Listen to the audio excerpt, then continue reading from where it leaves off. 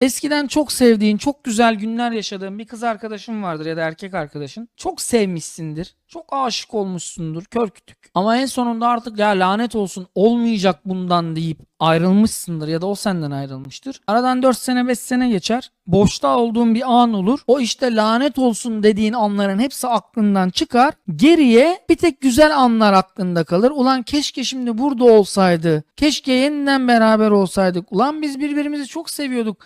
Neyini halledemedik ki dersin. Sonra uyudun mu diye mesaj atarsın. Fikret Orman'da o. Uyudun mu diye mesaj. Geri gelse bir hafta 10 gün lay lay lom 6 ay 8 ay. Sonrası yine aynı.